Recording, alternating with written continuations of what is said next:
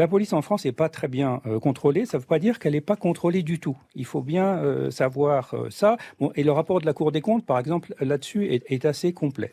Donc, il y a au début du contrôle, en fait, il y a l'enquête. Donc, en fait, ce qui détermine la qualité du contrôle dans les pays démocratiques, c'est la qualité des enquêteurs. Pourquoi? Parce que c'est eux qui rapportent les preuves et qui les fournissent soit à l'autorité hiérarchique, au chef de la police, ou bien qui les fournissent au procureur ou au magistrat qui dirige les enquêtes. Voilà. Mais ce contrôle en France, d'abord, il offre aucune garantie d'indépendance. C'est-à-dire que si on fait un score d'indépendance, on a la note 0 pour le dispositif français de garantie d'indépendance.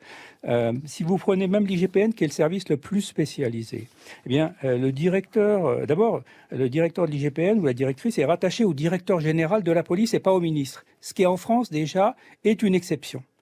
Ça veut dire que celui qui va contrôler la légalité du comportement des agents, il rend compte à un chef qui donne les instructions aux agents. Donc il y a une confusion des chaînes de contrôle et de commandement qui est singulière, qu'on ne va pas retrouver, par exemple en Angleterre ou par exemple en Allemagne.